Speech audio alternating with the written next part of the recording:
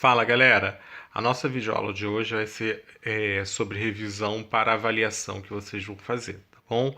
Então vamos lá, a gente falou sobre a Europa e aí a gente falou sobre a localização, que ela fica no norte do continente africano, ela também é conhecida como Península Eurasiana, é o segundo menor continente da Terra, tá?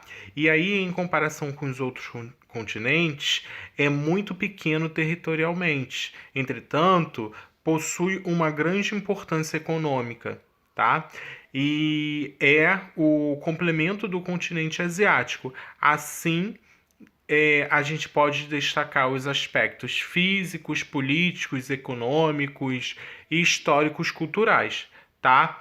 A Europa, ela vai do Oceano Glacial Ártico até os mares Mediterrâneo e Negro e vai do Oceano Atlântico até os Montes Urais, o Rio Ural e o Mar Cáspio na Rússia, que dividem naturalmente a Europa. Tá? Lembre-se disso. Então, o território europeu é o mais segregado dos continentes. Tá? A gente pode encontrar, encontra-se nele, né? Encontra-se nesse território muito divididos e muitos países divididos. E o maior deles é a Rússia, o que vai representar que 40% que representa 40% da área. E os 60% restantes da superfície são divididos entre mais de 40 países independentes, alguns menores do que alguns estados brasileiros. Esses países são chamados de micronações, como a gente pode citar é, a, a Liechtenstein, que vai ficar entre Suíça e Áustria, tá?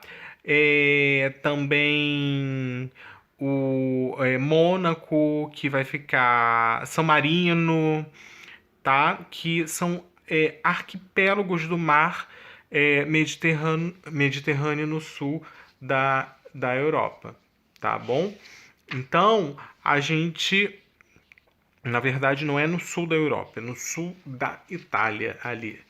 Então, a gente vai estar falando também, a gente falou também sobre as planícies e os maciços antigos, que quando a gente elencou, falou sobre os relevos. Então, o destaque é para as planícies e os maciços antigos, que são os baixos planaltos e os conjuntos montanhosos de baixa altitude e tem predominância do relevo europeu, principalmente na região central e na norte.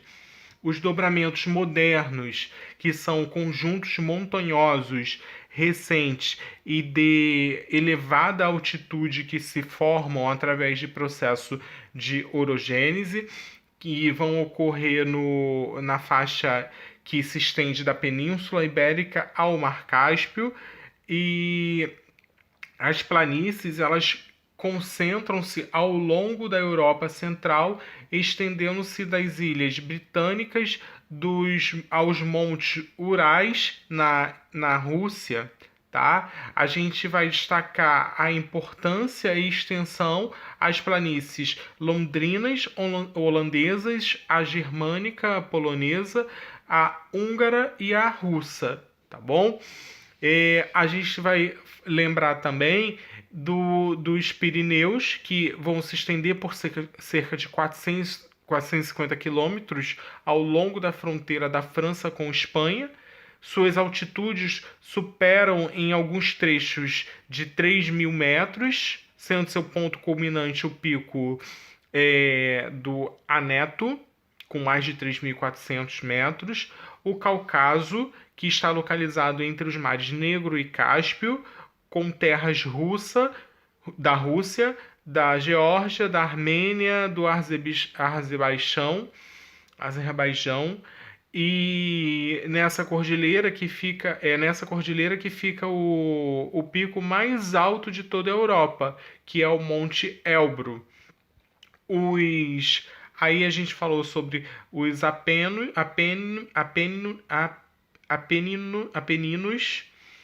desculpa. A gente falou sobre os Apeninos, que vão se estender por cerca de 1.500 quilômetros do norte do sul da Itália, do norte ao sul da Itália, e sua largura ela vai oscilar entre 40 e 200 quilômetros. Neles a gente vai encontrar o vulcão. Existem vulcões ativos, como o Vesúvio, a 12 quilômetros de Nápoles.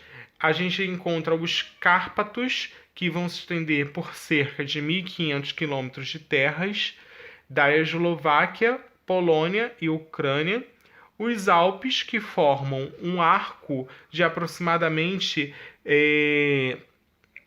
1.100 quilômetros e abrangem as terras da França, Itália, Alemanha, Suíça, Áustria. Sua largura oscila entre 50 e 300 quilômetros e seu pico culminante é o Monte Branco, com 4.807 metros, situado entre França e Itália, tá? A gente falou também sobre a hidrografia, tá? Onde a gente fala sobre os rios que possuem pequeno curso e pouco volume d'água, tá bom? A gente ressalta os principais rios, que são o Reno, o Sena, o Volga, o Danúbio, tá bom? Então, o Rena ele tem uma extensão de 1.300 quilômetros, é o mais importante rio europeu. Ele nasce na fronteira suíça, ali entre Liechtenstein e Áustria, tá? O Sena ele vai possuir 770 quilômetros de extensão e a hidrovia da bacia parisiense nasce nas áreas baixas do Planalto, baixas planaltos a sudeste sudeste de Paris, e ele acaba desaguando no Canal da Mancha.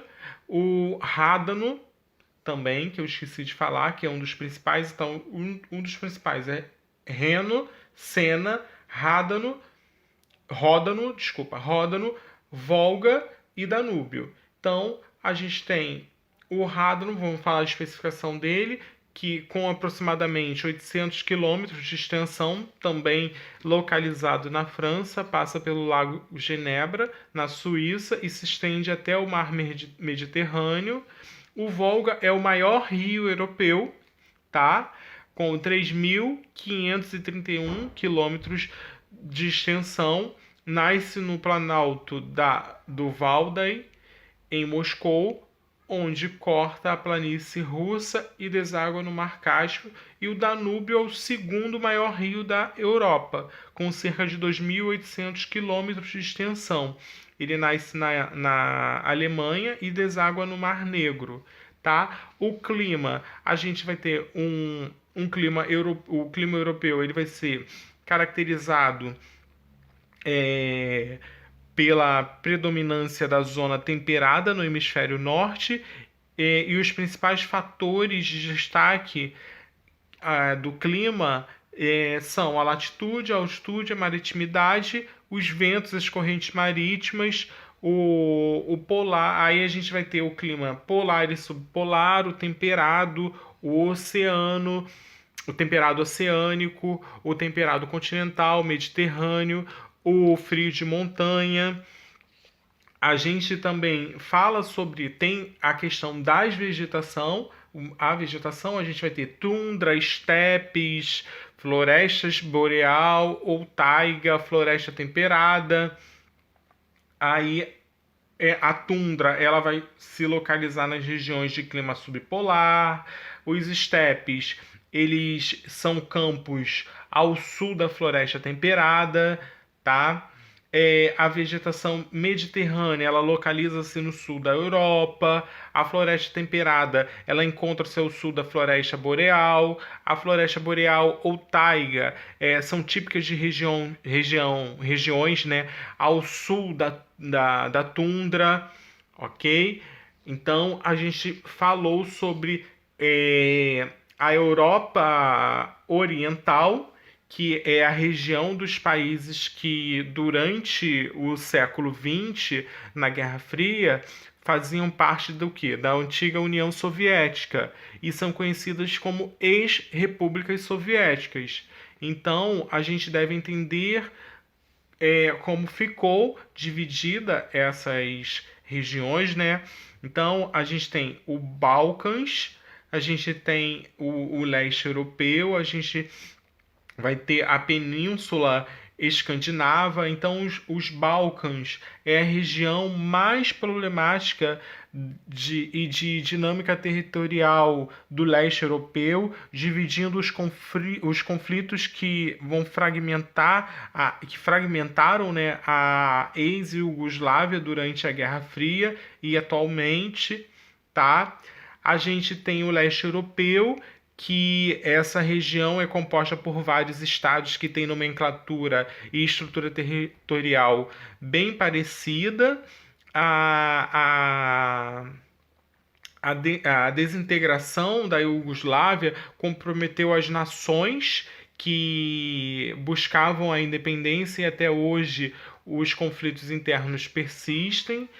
E aí a gente entrou na Europa no aspectos demográfico, onde a gente falou da população, que tem uma população de mais de 727 milhões de pessoas, tá? É um continente populoso, tá? Aí a população europeia ela vem enfrentando uma dificuldade de crescimento vegetativo por causa das demandas do comportamento social ocorrido nas últimas décadas.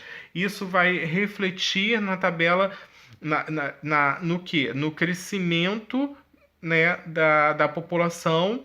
E aí o crescimento vegetativo e as taxas de natalidade e mortalidade, a gente vai ter uma pirâmide etária onde a gente percebe que a população europeia ela tem um número de crescimento populacional abaixo da média, tá, em relação aos outros continentes.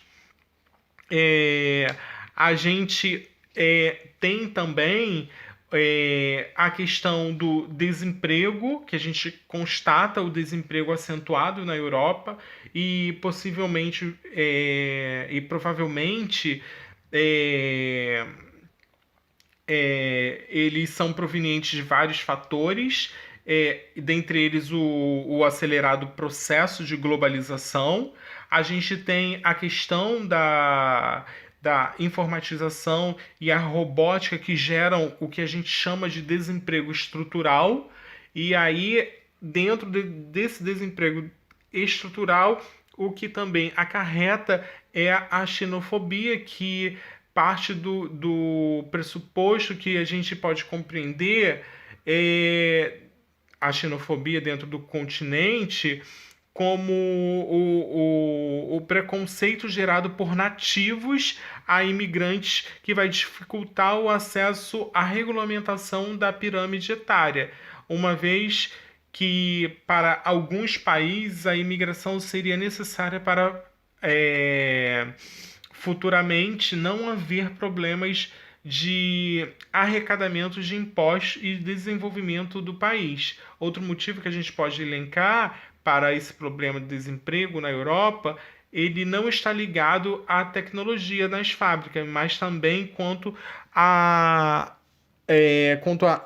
flutuação e na especulação do mercado. Quando a economia que hoje se encontra integrada, né, no mundo não oferece bons resultados, o empregador demite o número de trabalhadores, sejam eles migrantes ou não, tá? Então, o que seja necessário para não ter uma redução do seu lucro. Isso se chama o quê? Desemprego estrutural.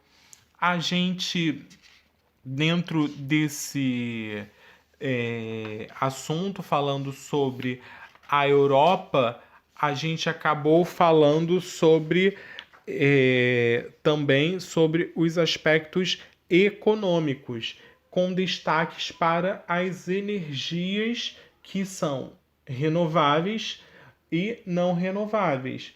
As que são não renováveis, a gente a gente destaca, né, o petróleo, onde a sua formação oleosa ela resulta no acúmulo de sedimentos orgânicos.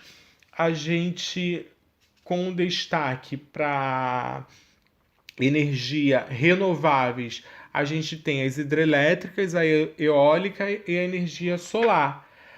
Temos também as que não são renováveis, o gás natural, tá? A questão da indústria, dos transportes, onde a indústria, na Europa, o processo industrial ele se concretizou com a Revolução Industrial. No Reino Unido, através do quê? Da classe burguesa que investiu no seu capital de primeiras máquinas, tá? E aí formou o parque industrial, ok? E aí a gente tem também o canal de transporte ferroviário que liga o Reino Unido à França, que é o quê? O Eurotúnel, tá? E aí, isso é um resumão do que a gente viu nesse primeiro momento do segundo bimestre, tá? Um abraço para vocês, tchau, tchau.